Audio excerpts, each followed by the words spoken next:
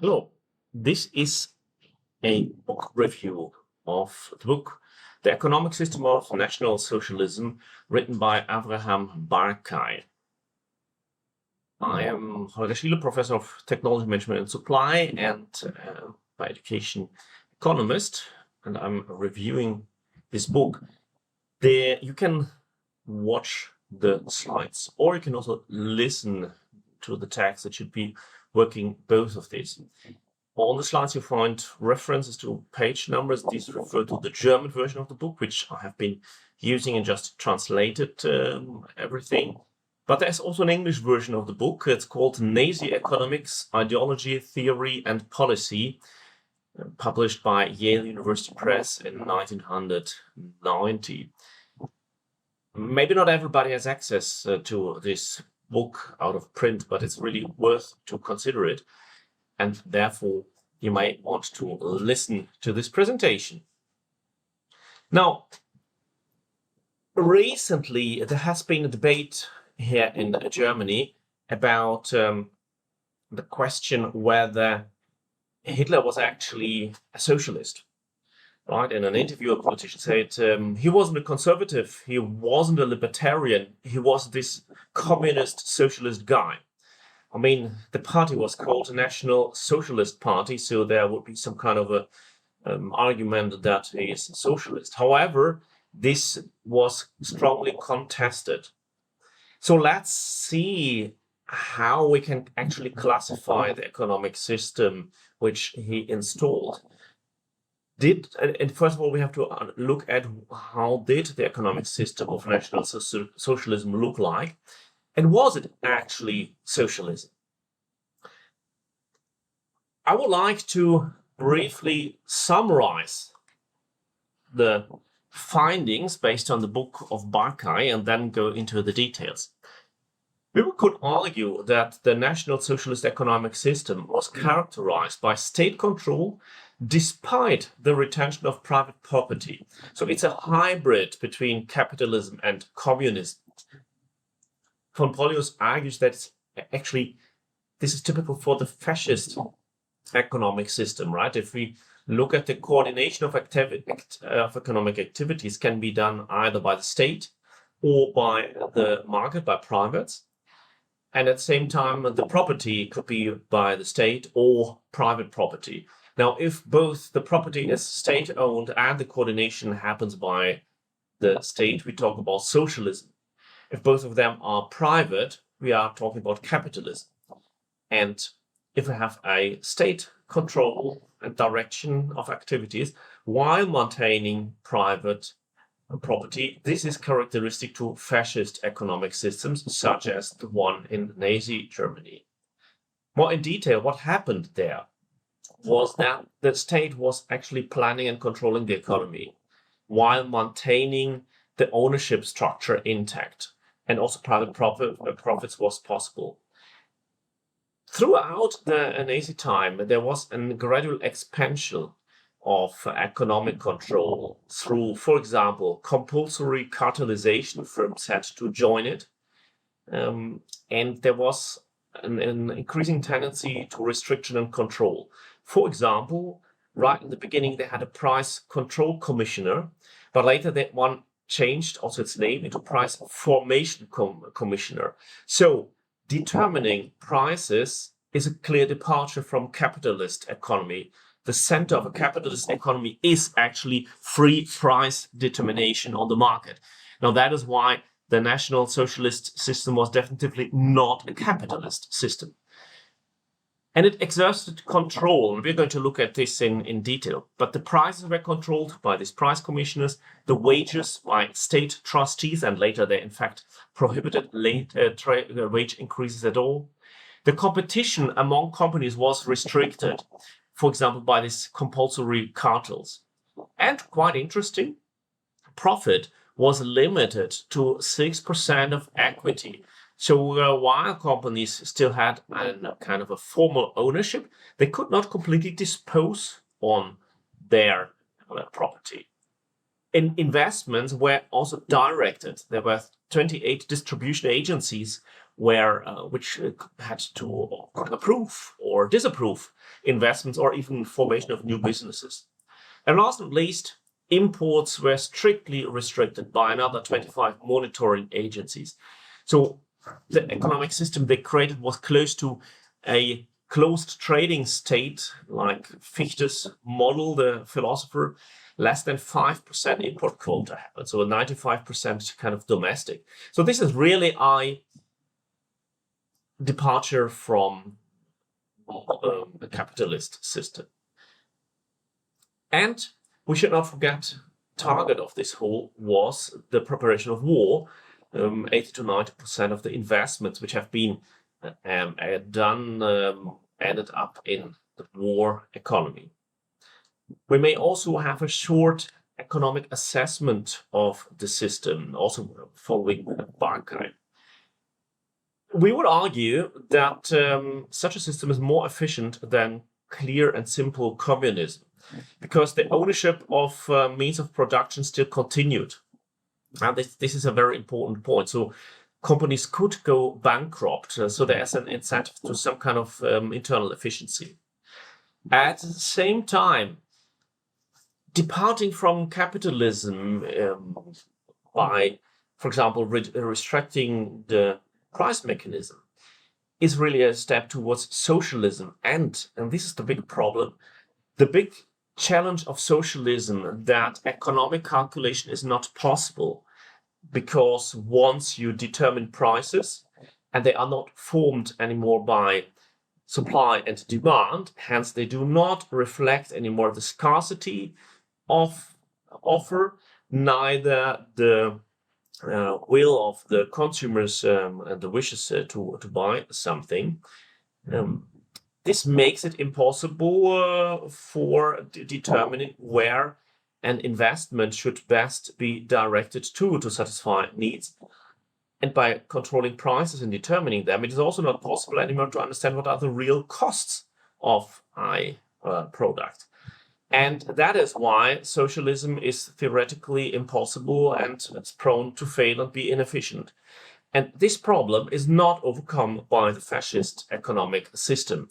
So while increasing a little bit the efficiency as compared to clear socialism, by retaining some private property in a limited frame, at the same time, it does not overcome the main problem of socialism and keeps this as an inefficient system. Well, so far a short overview of the system, but let's move into the detail and look at the book. And the book by Barkai is divided into 4 chapters. First chapter is the economic program of the NSDAP. The second chapter embeds this into the tradition of German economic thinking. Barkai argues, and that is why this is important, that this is very close to the tradition of German economics, and therefore it was also so easy to be implemented. That's what we see in chapter number 3, how the economic system was implemented.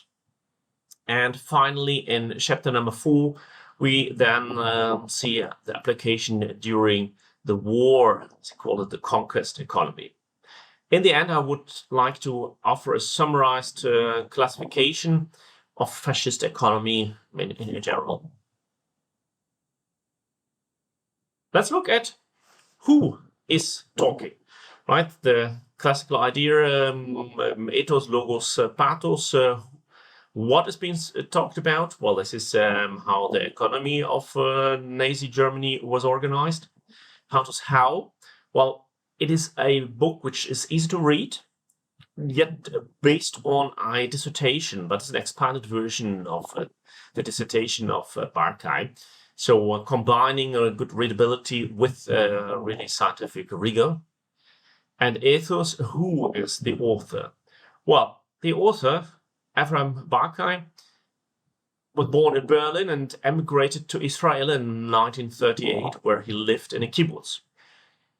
And now it's important, he studied economics and history, both of them. So that makes him perfectly qualified to write a book about the economic system of National Socialism.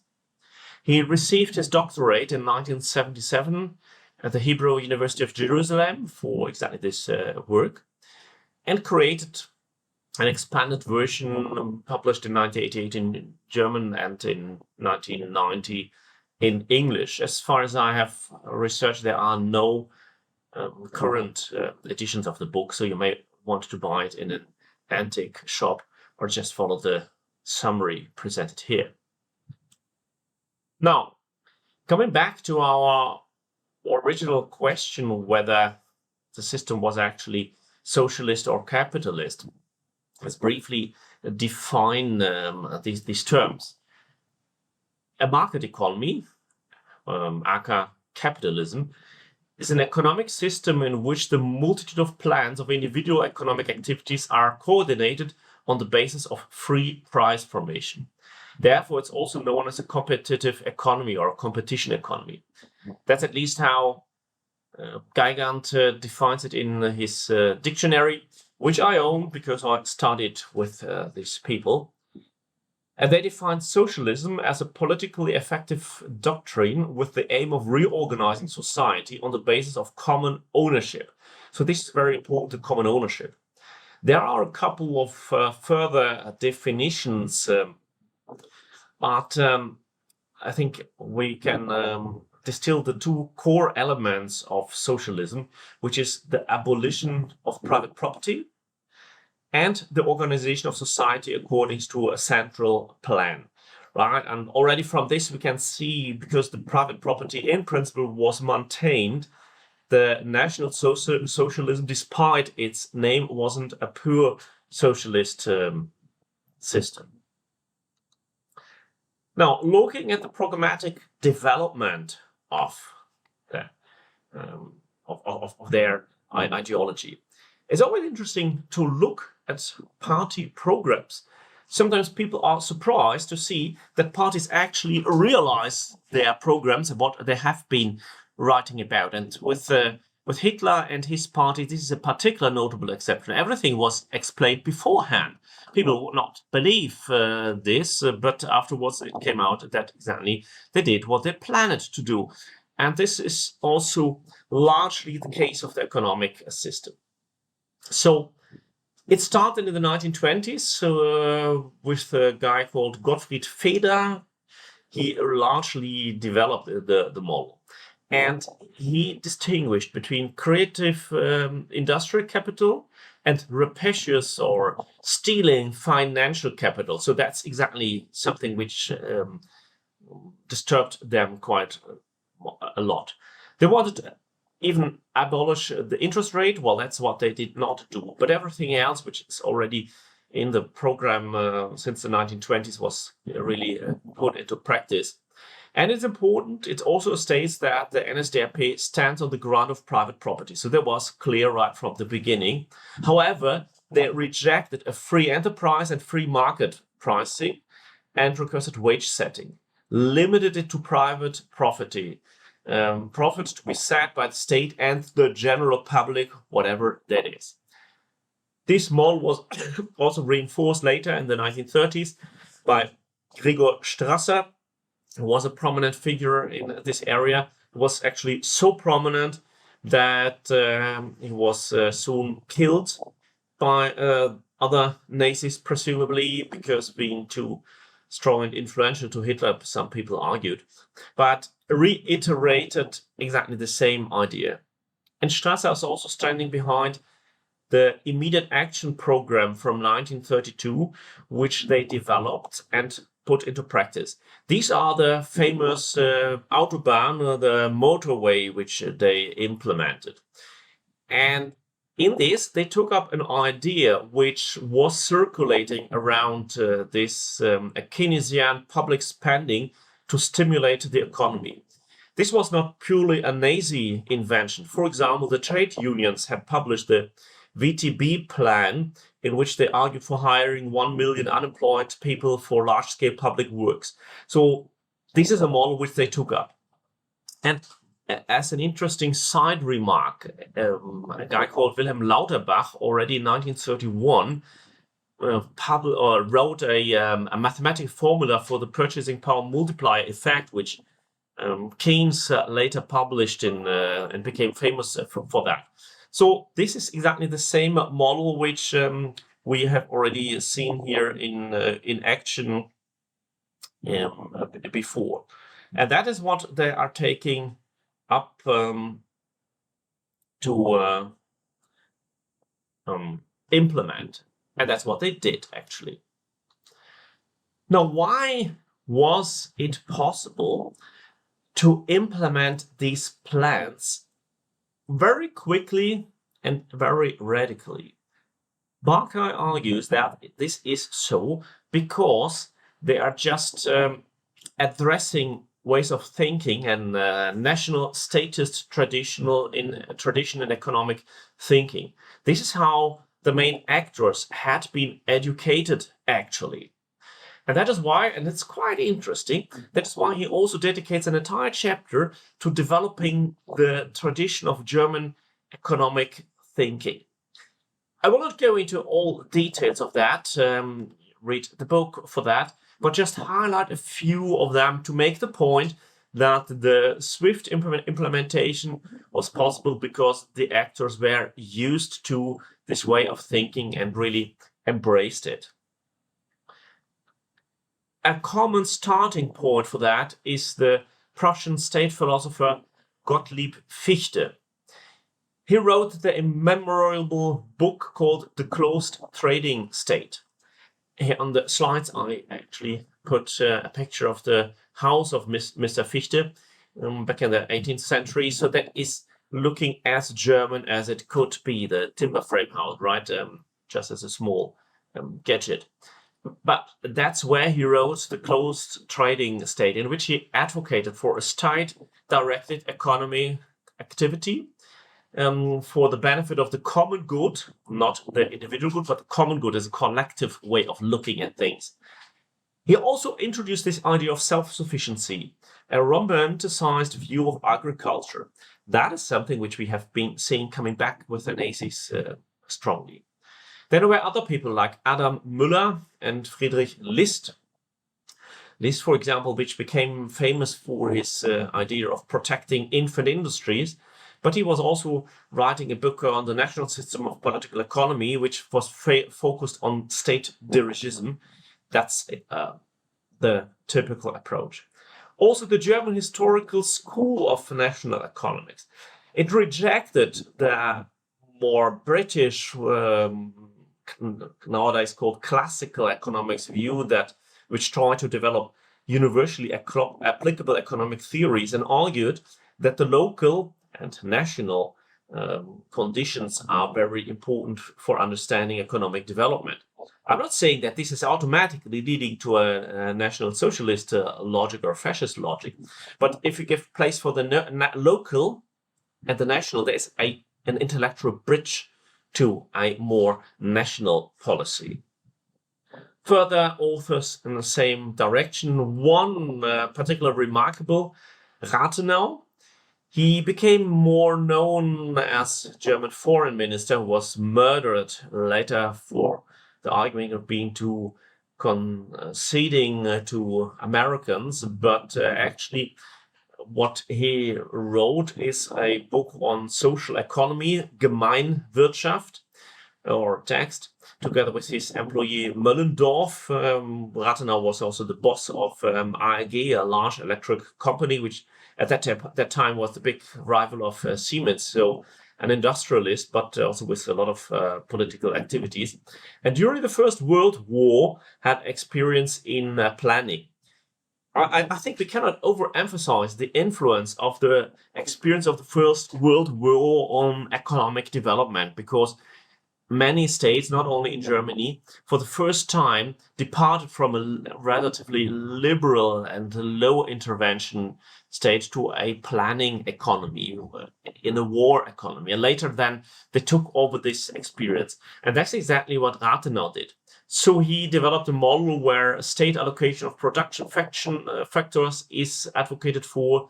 The state should control wages, profit, And it's also quite interesting. He also wanted to have an economic planning according to a desired growth rate. This is an idea which is now coming back in the degrowth movement, right, which tries a similar logic of purposefully planning growth rates.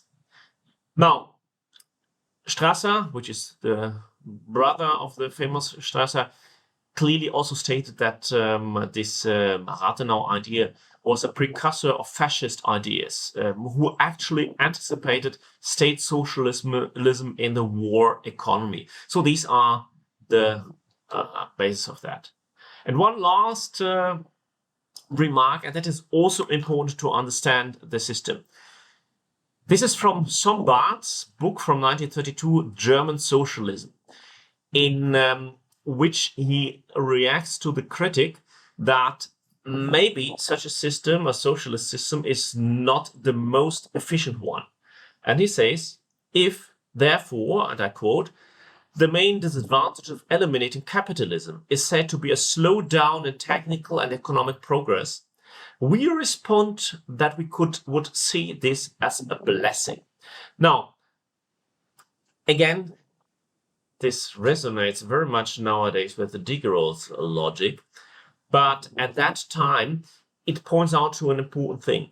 The target of these debates, these systems which they conceived, was to achieve some state purpose.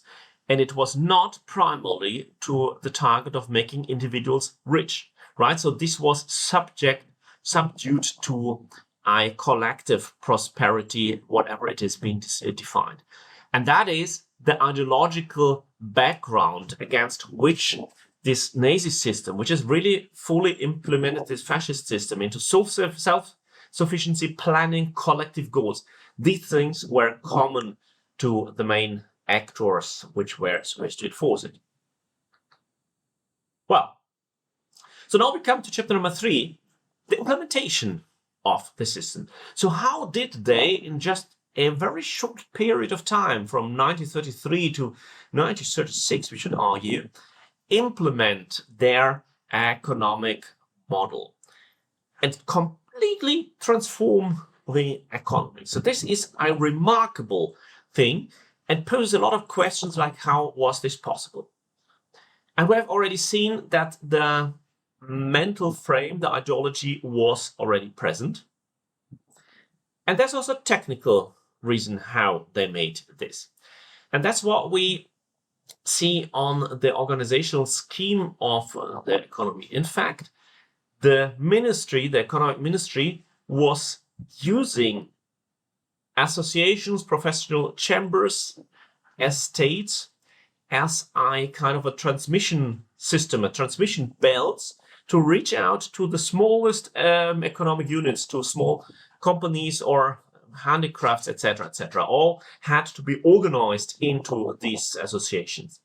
And these associations did not actively, even though in some points, of course, they tried to achieve benefits for their members. But in fact, mainly, this was a mechanism which helped to implement laws and change the economy. And there, let's have a look at a few laws which were imposed. And it's also remarkable that all of them were imposed right in the beginning, quite quick after taking over power. So it is really a plan. It is not very coincidental. For example, we already mentioned that the wage has been taken away from any negotiation with trade unions or individuals to put on law to state trustees. That's an important point. Then there was the market price control, and already in July 1933, the Compulsory Cartel Act, right, to include all firms had to join the cartels. This is very typical for fascist economy. That is modeled on the example of the Italian system installed by Mussolini, which had a similar approach. In this system, the formation of new companies and expansion could actually be prohibited by the ministry. there are really examples also where the installation of machines has been prohibited in order to create more jobs, as they assumed. Then in July 34, a law of the protection for retail trade prohibited the opening of new department stores and chain stores, right? So this is obviously a tribute, a political tribute to the small merchants, which were always big supporters of Nazis. But it also shows how the government was really entering into the economic system and regulating it and really changing the natural market. And very importantly, the Bond Stock Act from 1934, which made the stock the profit restriction. I think that is a very important law, which did not deserve, or it did not get too much attention. In fact, when I asked ChatGPT to provide me with a complete text of the original law, it could not find it. That is showing how little emphasis it's given by research on that. However, there are a few papers which elaborate this. Barkai, in his book, is one of them. Essentially, what this it's a set of two laws. What they did is to say that corporations were allowed to distribute dividends of up to 6% of their paid-in capital only, and no more. And this is very important. It had also strong implications, because what happened is that, since on the one hand private property was maintained, on the other hand, if they made more profit than that one, they would actually have to render this or transform this into kind of state loans, which were not very profitable. Nobody did so. So what did the companies do when they had more profit? Actually, they kept this in the company, paid back their debts, or increased their own stock. So such a system, which disturbs the normal distribution of profit, makes up for a very conservative economic system. Much more is invested into the existing companies, into the existing businesses, rather than creating new ones. Because in a capitalist system, and that is very important, the profit taken out from one business transforms into savings, and these savings actually then transform into investment, right? And that is exactly the important thing. This investment then goes to the industries which are more profitable or more profit promising, hence innovative new types of business. In this way, capitalist development occurs. In this way, growth occurs. In this way, a economy adopts. And by restricting profits or prohibiting them, this mechanism is being disturbed. And that's exactly what happened in the Nazi system here. Now, summarizing this, and this is here an essential element. The book of Barkai goes into detail, step by step, how and when these were implemented. I just make here a short summary of what happened. The government controlled and steered the economy while maintaining private property. So that is the essence. It cannot be repeated more. The essence of fascist economic systems. In that cases, prices were determined by the price commissioner. I already mentioned this in the introduction. The wages were also controlled by, there were 13 trust districts with which in the end were subordinated to the ministry. They had minimum wages, right? And all of this determined by government. And that's maybe also interesting to know that this extends to occupational bans. For example, they wanted to prevent the rural exodus because of this importance of the importance of the agriculture.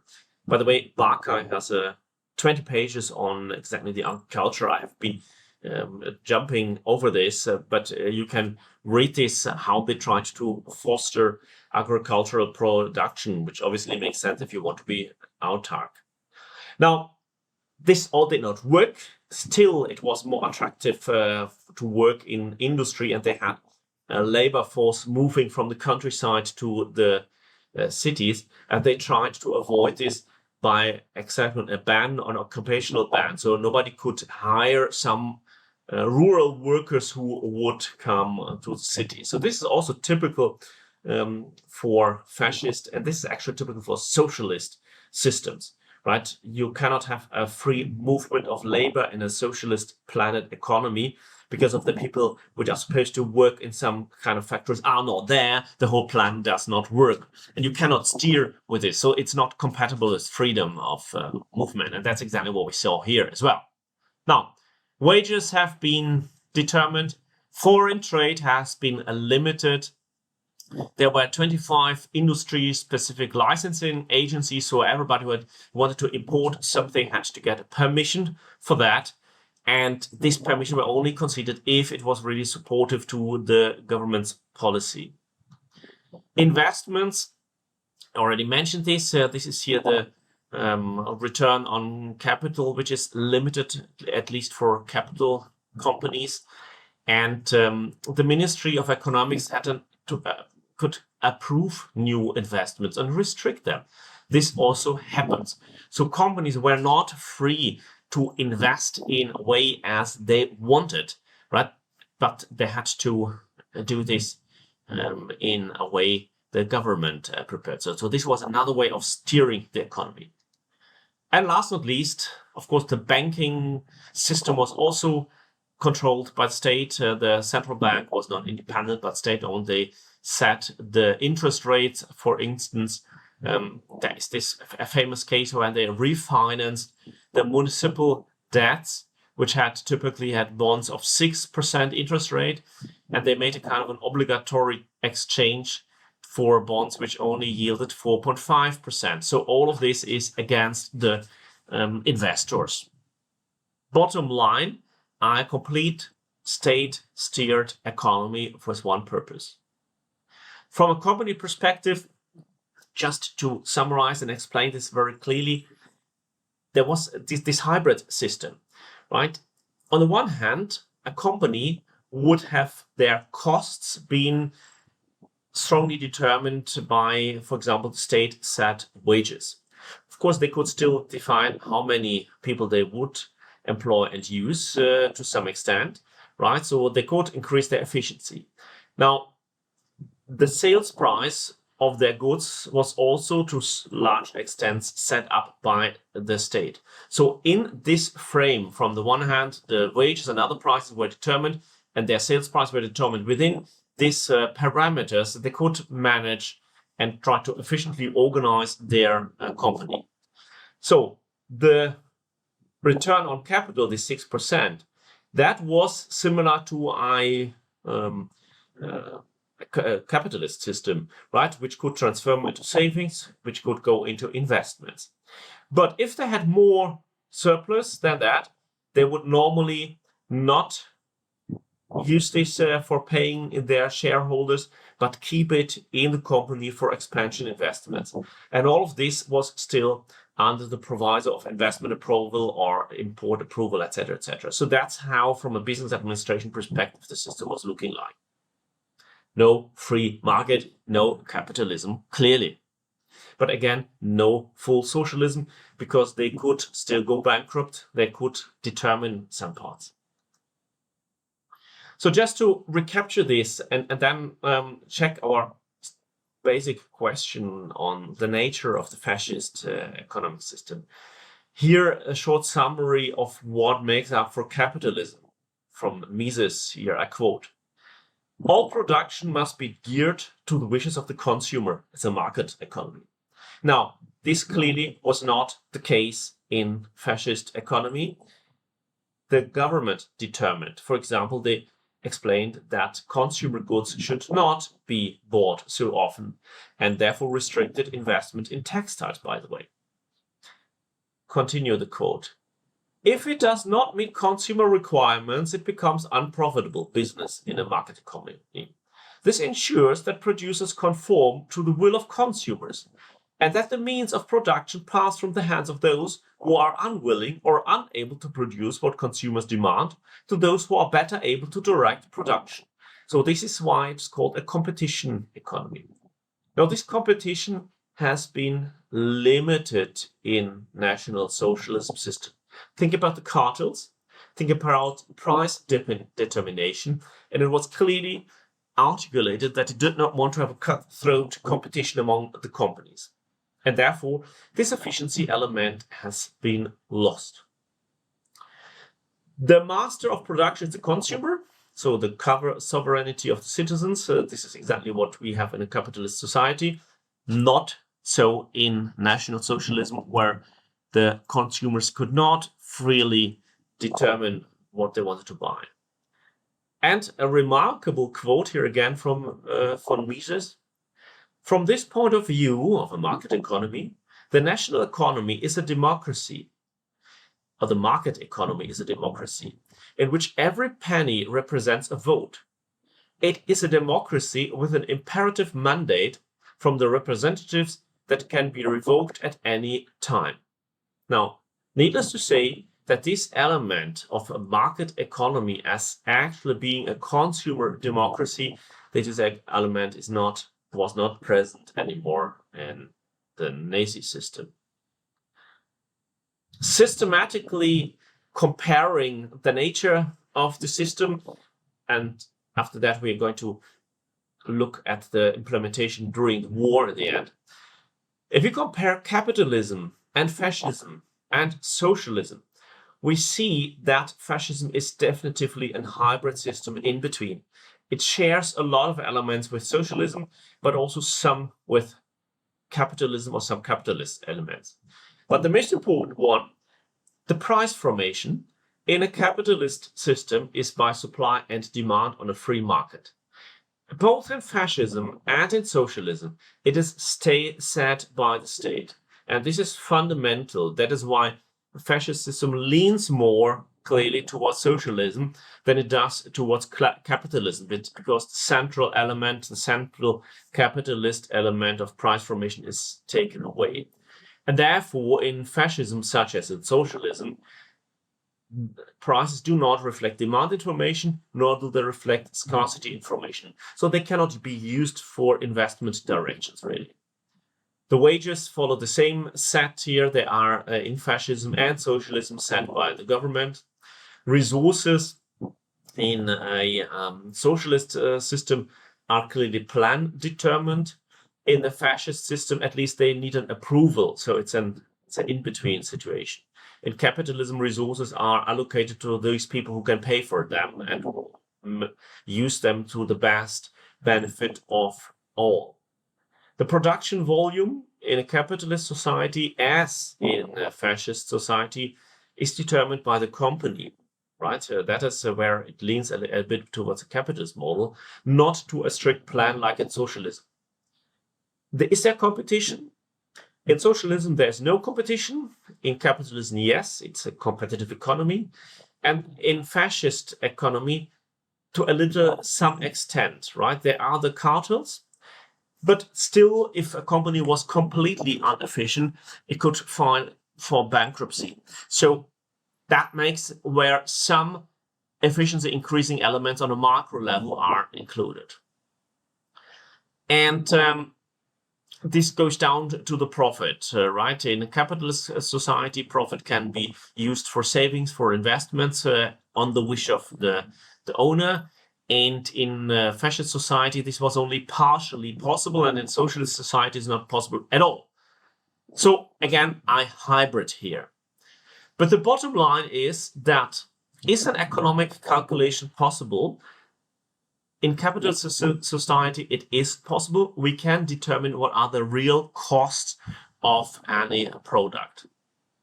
In fascist society, and in an economic system and in a socialist, this is not possible. And this is the fundamental element here. While fascist economy to some extent allows for efficiency, it does not allow for price calculation, and therefore follows the path as socialism in the same way. Now, last part, chapter number 4. We've seen how the system has been implemented before the war, and then comes the conquest economy, the war economy. And just briefly summarizing this was one step further, whereas before in the fascist economy there was just a state steering of economic activity. During the war it was really a complete organization. Everything is rationed. Barkai writes, the prohibition of wage increases has been enforced, prohibition on changing jobs without confirmation from the employment offices. Allocation of raw materials was taking place during the war. For example, grains had to be also sold to the state and were then reallocated. Production factors were transformed, and planning committees set quotas for each branch of production and allocated raw materials. So during the war, we are really moving into a socialist planet economy. That is quite clear. But before that, it was more a steering version. So much to the book of Barkai. Let's briefly summarize this also from the question of whether the fascist economy is a system of its own or whether it is actually capitalist or socialist. And I would like to draw back here on another book, which unfortunately I could not yet find any English translation. It's quite recent, from 24, from Michael von Prollius, Wirtschaftsfaschismus. So this is economic fascism, extreme etatism or statism in action. This is a very interesting book.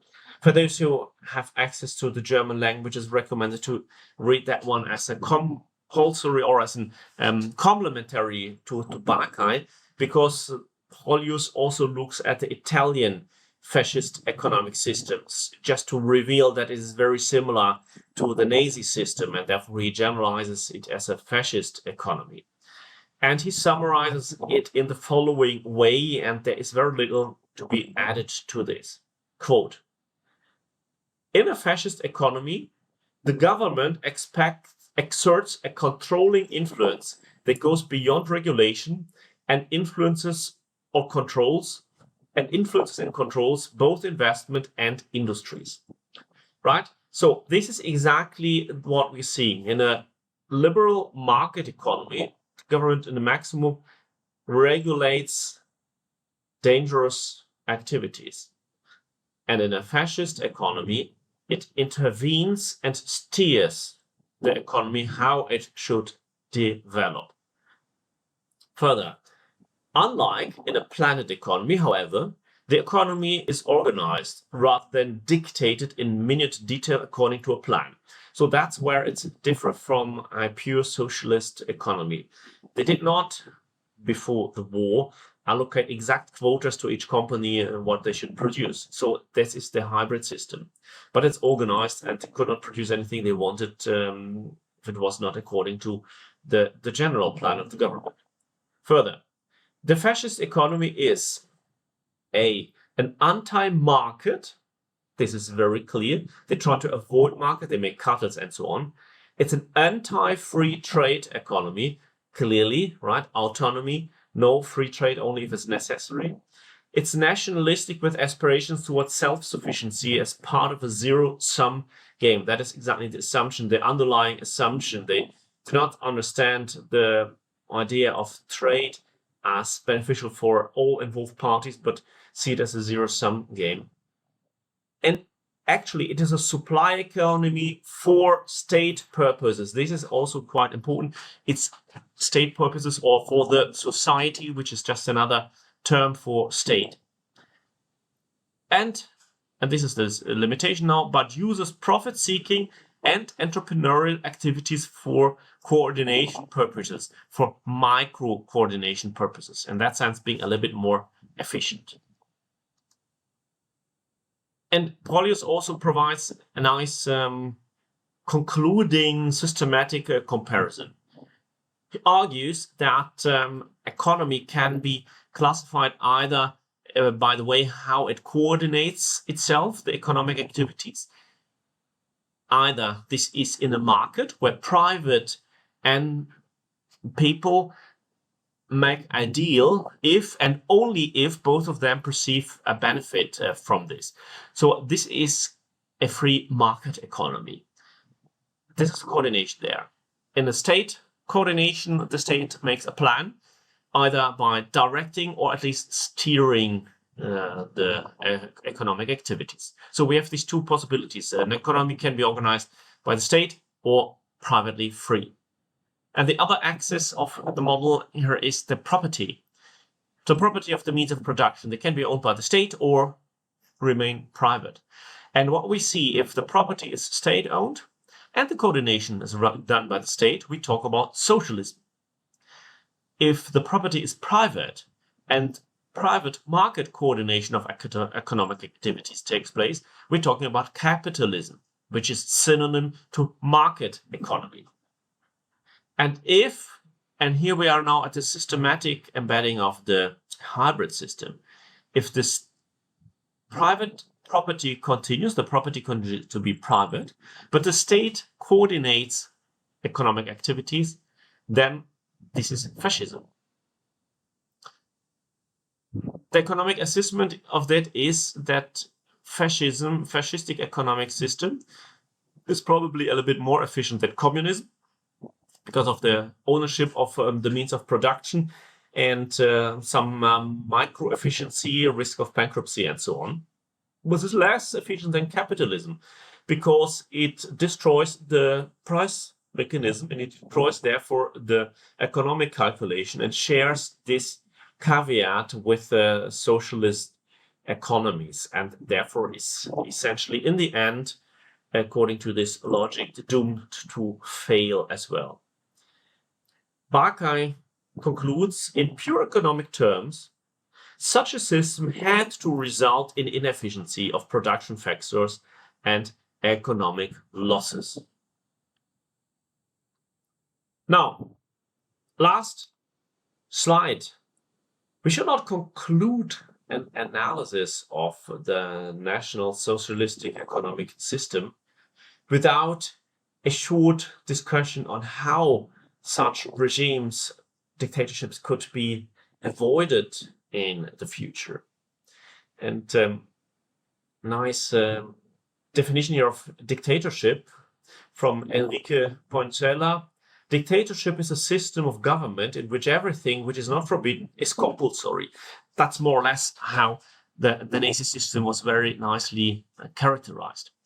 Now, Keynes, who is very close to the Nazi ideas of state-induced job creation, in the German foreword to the edition of his book, The General Theory, says the following. The theory of production as a whole, so this is his general theory of, can be adapted much more easily to the conditions of a total state than the theory of production and distribution of a given production established under conditions of free competition and large measure of laissez-faire. So, Keynes already advises here on essentially the danger that such a state organized and state-steered economic system can be put under the service of the total state of a totalitarian, for example, fascist government. And that is exactly what happened. So avoiding fascist dictatorship is close to the economic system. Without a statist economic system with state control, a fascist social system cannot be established. So, statist economic system, fascist economic system is considered a necessary prerequisite. The other way around, the maintenance of free market economy can therefore be a building block, not a guarantee, but a building block for avoiding fascist dictatorships. And let me quote from the book of Barkai as the last word his conclusion from the last page. Translated.